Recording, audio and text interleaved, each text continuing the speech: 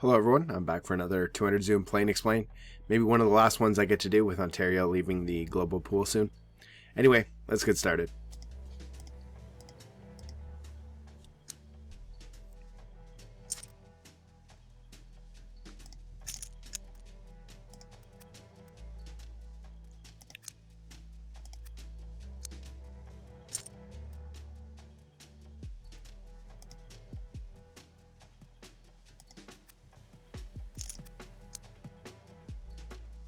Pretty sure this is a call.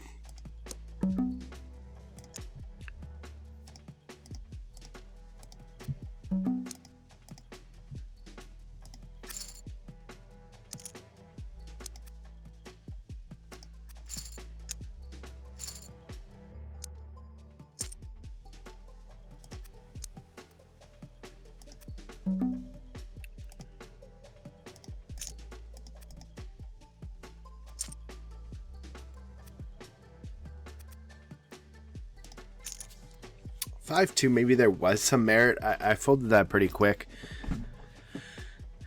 I honestly don't really know. I haven't looked closely in how wide I can call from the button multi-way. I just know you're supposed to be tighter. I feel like 5-2 might play well multi-way, but also how bad can it be to just fold that? Not sure. Wouldn't be surprised to see it's a call. Wouldn't be surprised to see it's a fold. Good hand on table one. Fortunately, get the insta fold. Versus 3x. Actually, it's probably still a call, but it's probably getting close. What's the cutoff?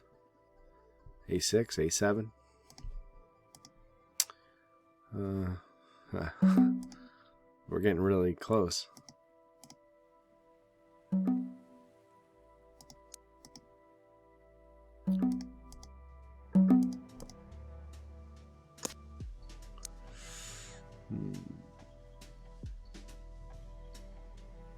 I guess there's a chance maybe we still win, so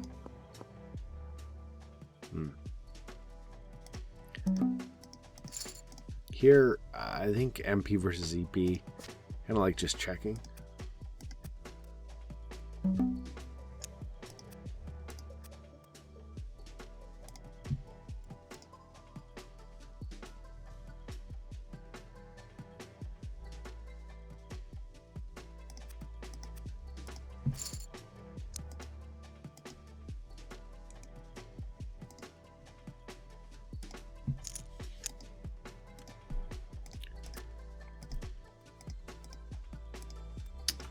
Wow.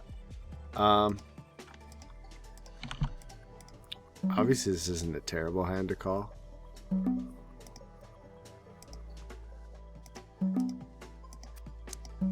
The thing is we do not have to call very often at all when he bets this size.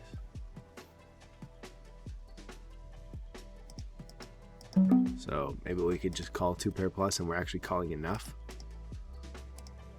Interesting spot though.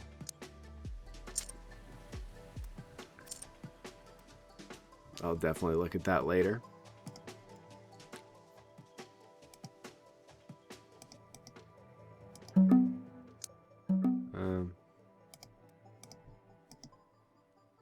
Versus recreational, I actually just kind of play more polarized betting strategy. I've talked about that a bit on my streams and whatnot. Yeah, rolling high, why not?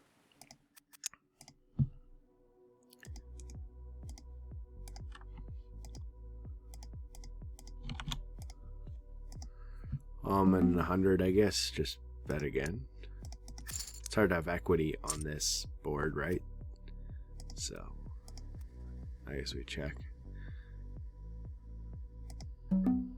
It's a mixed race sometimes, but Sam Squid. If anybody's had the pleasure of playing with Sam Squid, I genuinely think that PokerStars pays him to dump off money in cash games.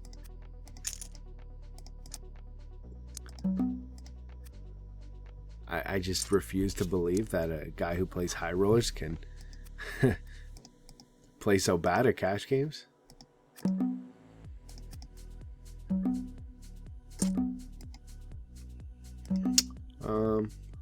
mostly 4-bet. Never rolled a 20, but it's pretty much almost pure. So, guess we can still see that. Does kind of suck though, because all the suited broadways that are going to call just have an easy call because I'll have a gut shot. I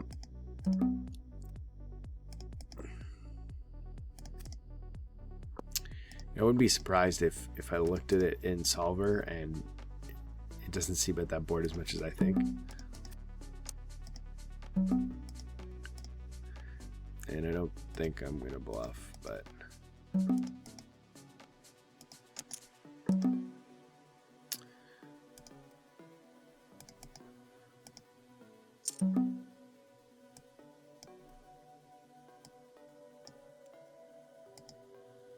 we can do whatever on this table.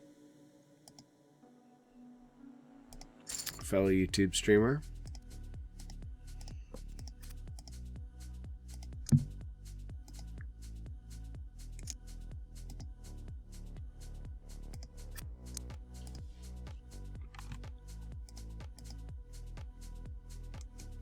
Blind v blind. Can call twice.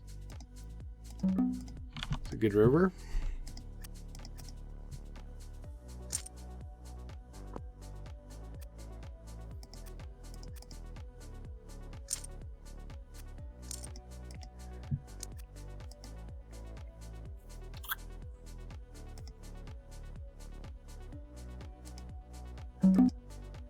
Actually, I said call twice, but I'm wondering if I ever raised. I think maybe. I don't know. This is thin. I said call twice, but actually completely not even realizing what hand it was. Yeah, that's unfortunate. Maybe that was thin to jam.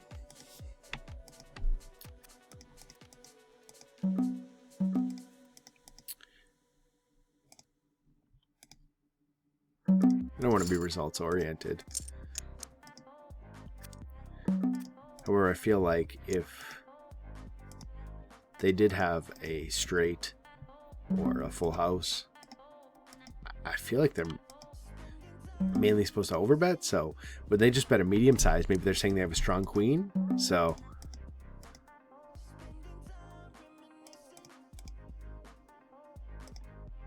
but yeah. Anyways, I misread that. Obviously, we're check calling turn for sure. I mean, you could, yeah.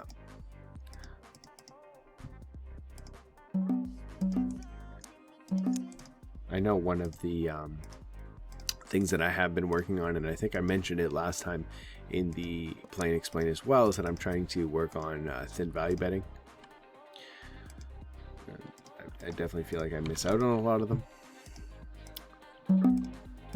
So lately, that's kind of been my go-to, is when in doubt, thin value bet, look at it later and go from there. I don't think it could be that bad though. It's probably thin, but I can't imagine it being that bad.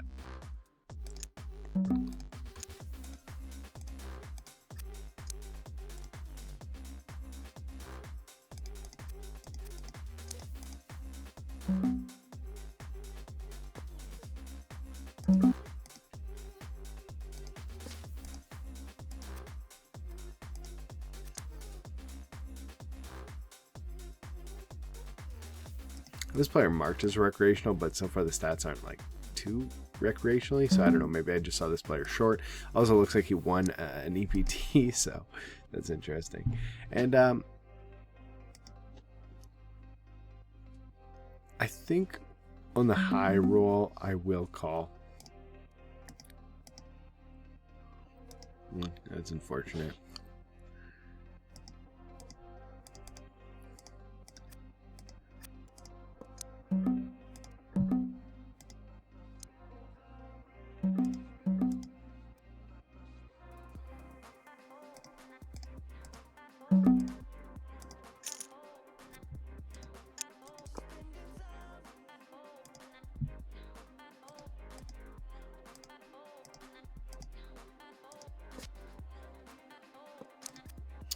pretty good turn.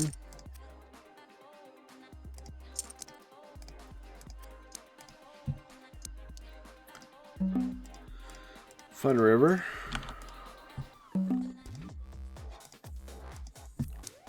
I still think this is worth a value bet again. The thin value betting, I believe it is.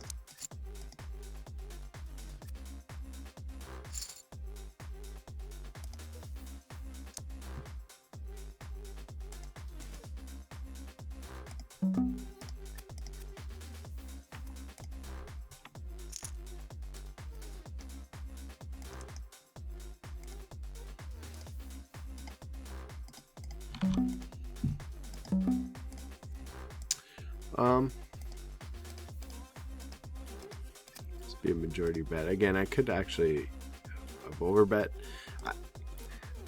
I don't know. Single race pots, C betting in position. I've been doing a bunch of things lately. I used to play 3 sizes, like I would have a small size, a medium size, and overbet.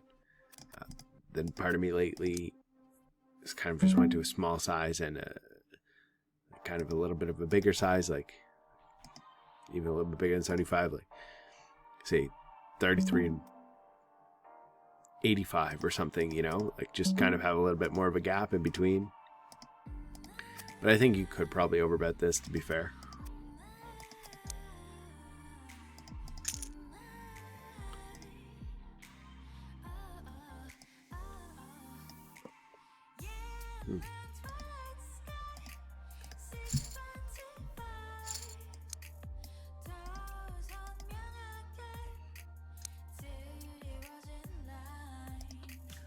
He's higher. King highs are usually check back on these paired boards.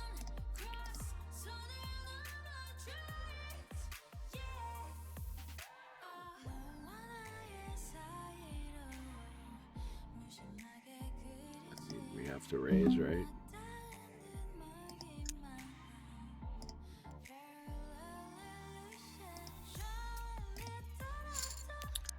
I realize I timed out here, but probably should have called. I roll.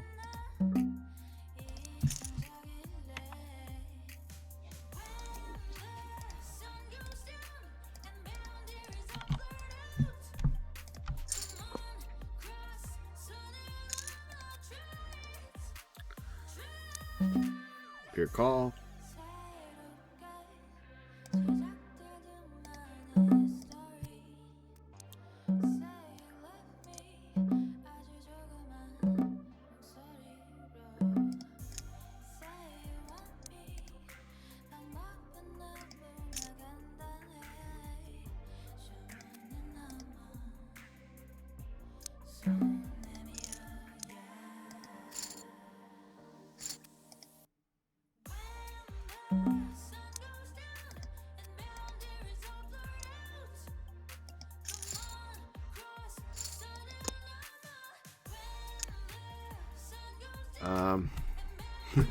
See, it's kind of weird because he 4-bet to a bigger size and then bet 30. So I just don't know if it ever makes sense to bet this small size.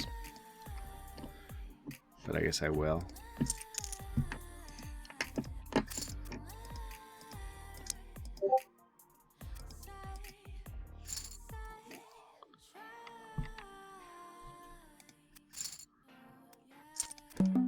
Most people go like 2.3x. Blind be blind. Unless you're a little bit deeper, then you start 4-betting a little bit bigger, but yeah.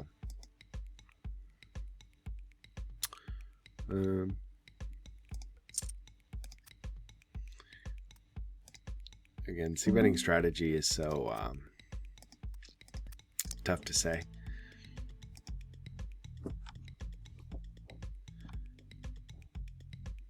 Is better range fine? Sure. Is mixing fine with even a small size? Sure. I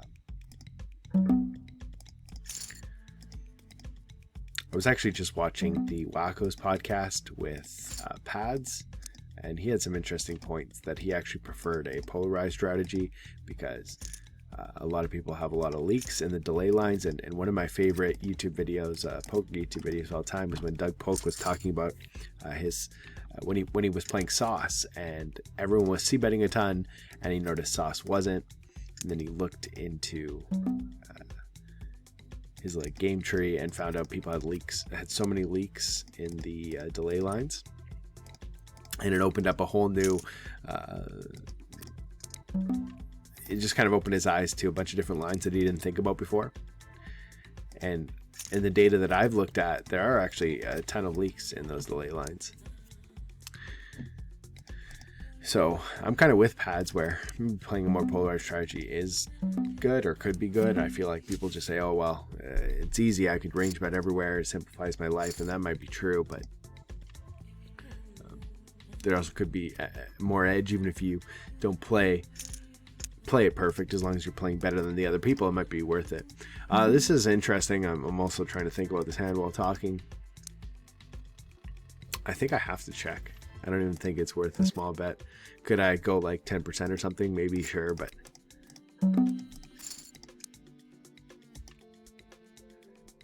Jack 9, interesting.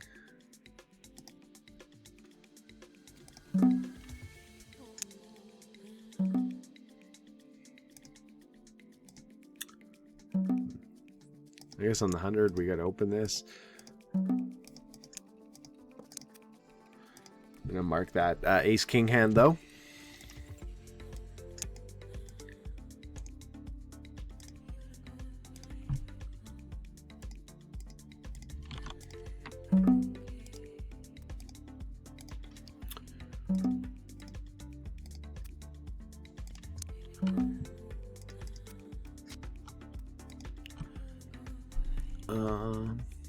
Kind of want to bet. Kind of like this size.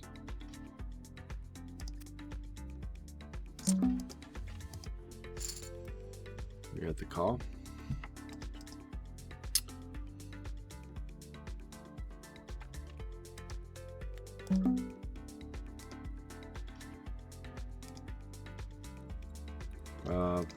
One Broadway, 2 middle or low. I usually go bigger.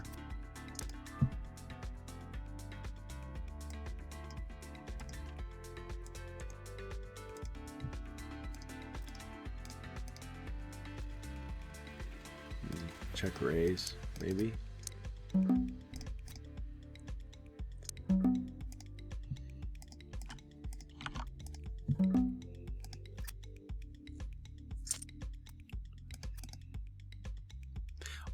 For those of you who do watch my stream, you'll notice one of my stream goals that I put in there often is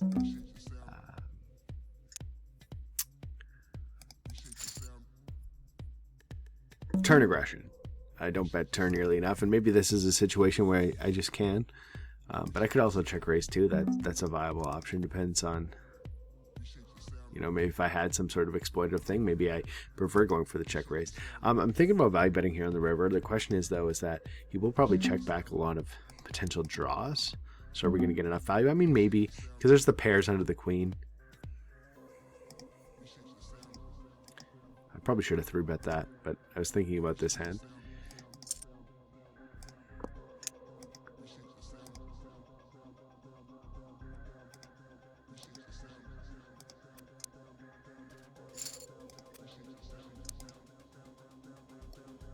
Done a lot of timing out this session. It's usually not like me. 52 on the 7 check.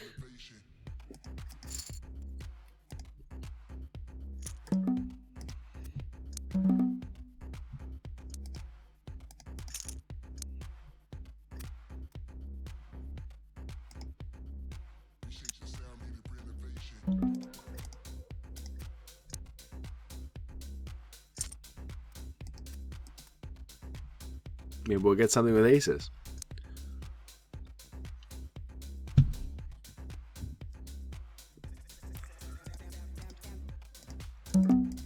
The 90, I guess we'll bluff.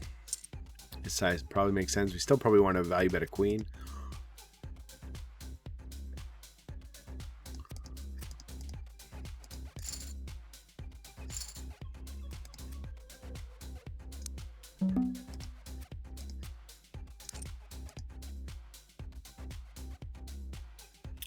Okay, 60 is, I guess, not quite enough.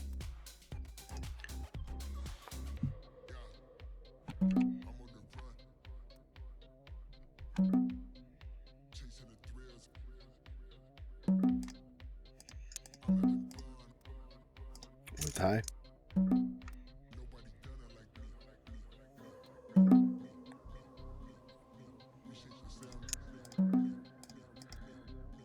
Call. Hope for some low cards. It's not low cards, but definitely some potential there.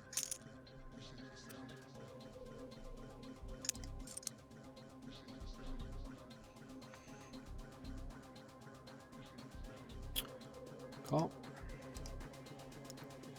That's a good turn.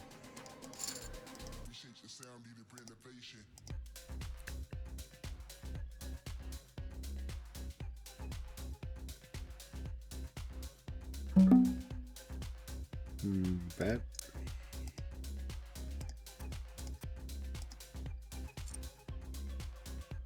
That was a long time to determine whether or not you're going to bet or not, wasn't it?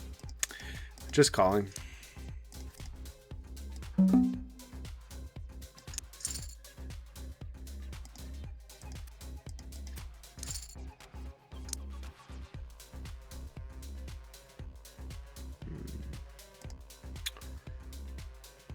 I don't hate betting this again.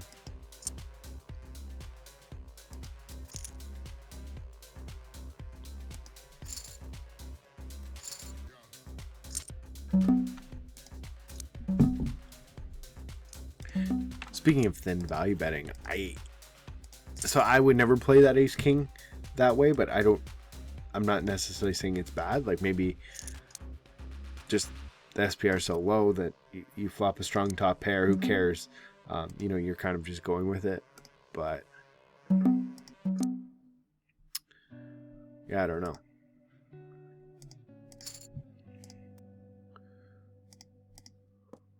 Rolled high.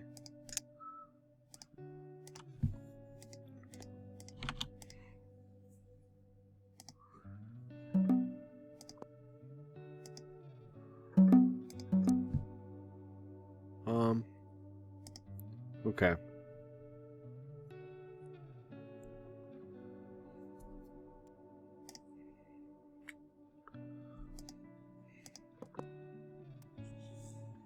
Speaking of thin value betting,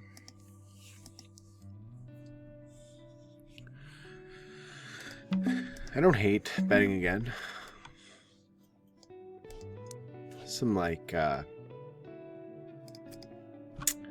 King X that may have called turn and now we'll call river.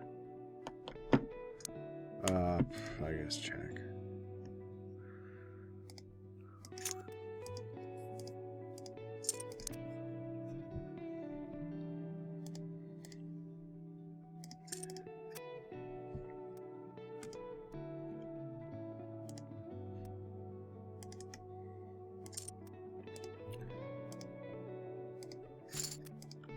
Feels so weird having these low time banks.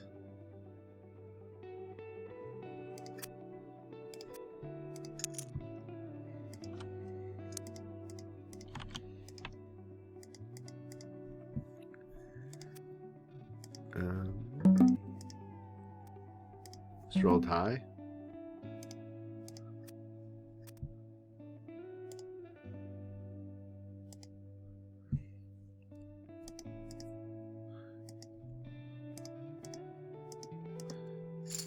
Maybe that a6 was thin, but I don't know. Again, as I said earlier in the video, I'd rather just, because I know I'm more likely than not to miss thin value bets, I'd rather attempt it and then get my default as a lot higher and then scale it a little bit back.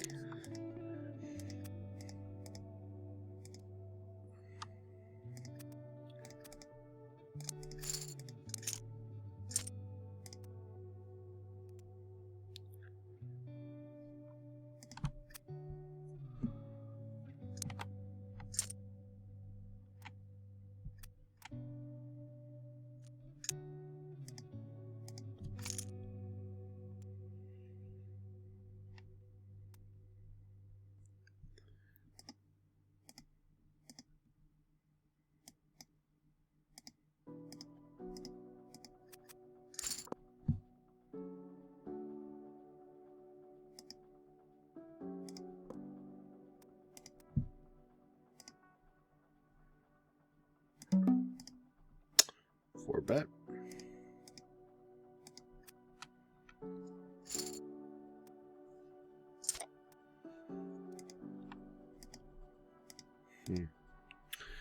It's not the board we wanted to see, but I will still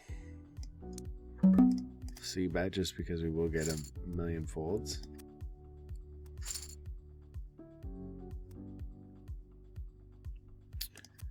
And now, oops. And now we will just check.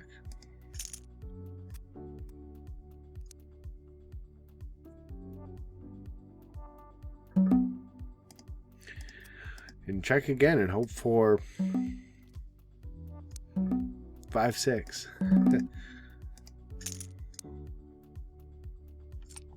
Nice. Oh.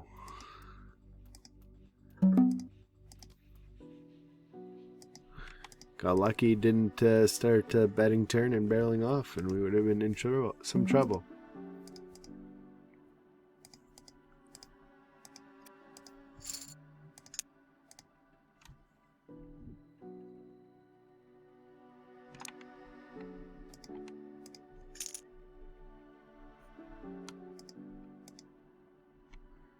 Okay, this time we rolled high. We'll continue to barrel.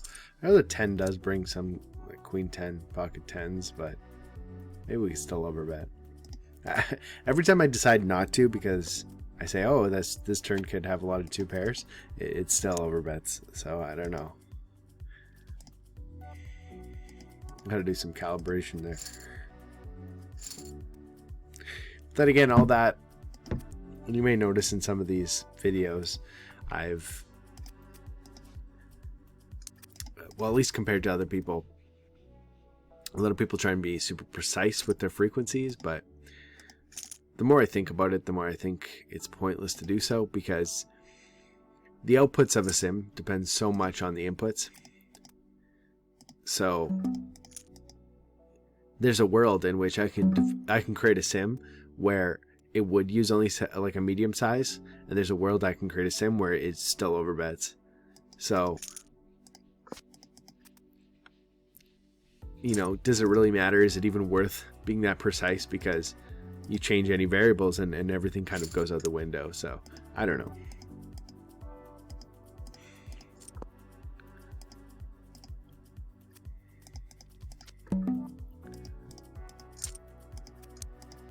And then people will say, well, as long as you play like solver, it doesn't matter what the other people do. But that's, again, it's not necessarily true, because again, it depends so much on your inputs. If you run, like, let's say you're playing, and I know this is an extreme example, but let's say you're in a 3-bet pot, and or actually no, let's use a 4-bet pot, so it's maybe a little bit more realistic. Let's say a situation where we're actually playing somebody that only 4-bets aces, and you give him only aces in their range, and then your range is still like your standard solver range. The EV for you is going to go way down, and even if you played it perfect, it's still going to go way down. Perfect as in, like, if we both had reasonable ranges.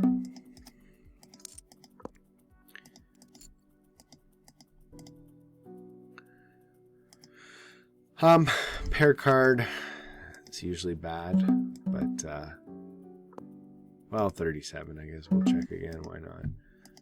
Here, multi-way.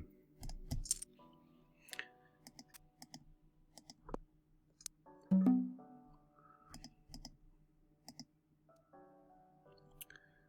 guess we try and bet and make ace high fold. Maybe some of the lower pairs as well, that called once.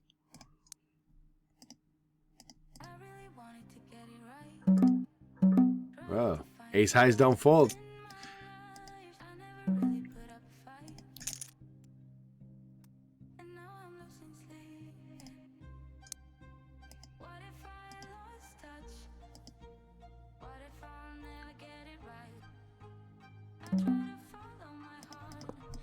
I think another easy example of what I'm talking about is, let's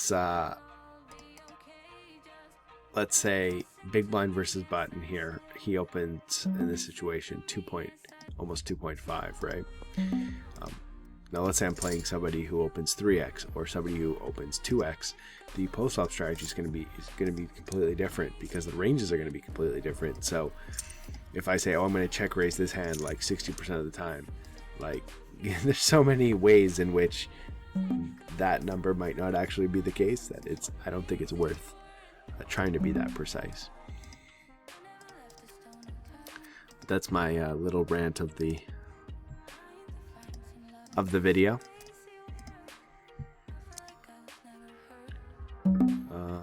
So this guy cold called the ISO. I guess we have to call.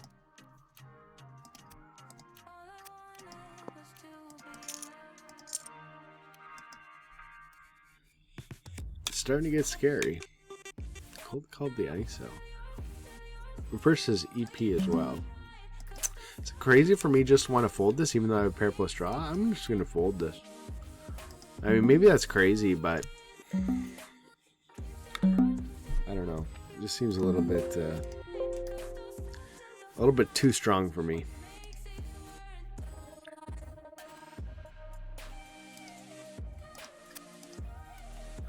Okay, let's hit the sit out next blinds and close as well, because I think we've hit the half an hour close to it.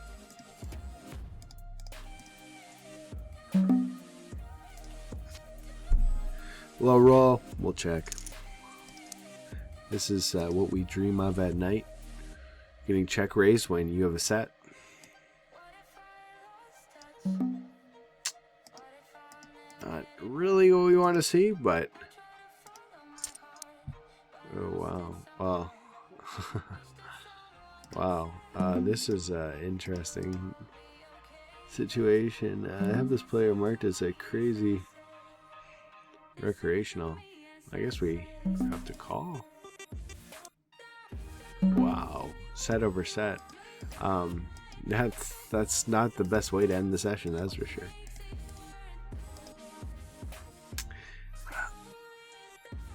Can we fold that? I mean, I don't really think so. I think there's some potential aces with a heart.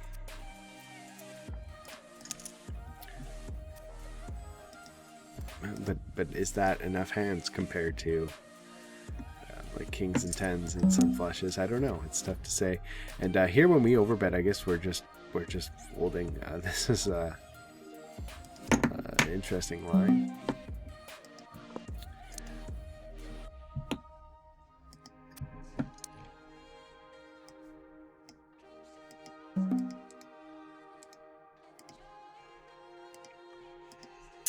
Fold.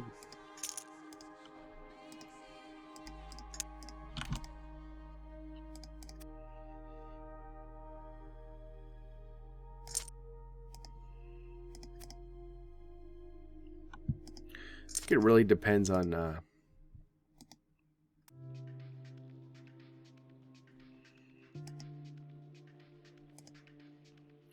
what you think of that player in a spot like that.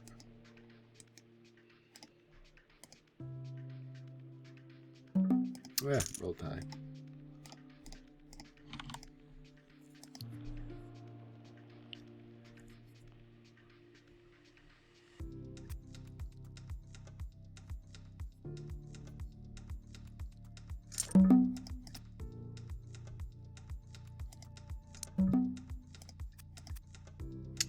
Okay, let's quickly just look at the session graph. Yeesh. 39 women's soft flop, 25 one money showdown. We weren't doing too bad until those last couple hands there. But yeah, as always, let me know what you think in the comments below. Hopefully, I will be able to make a few more of these before Ontario's gone.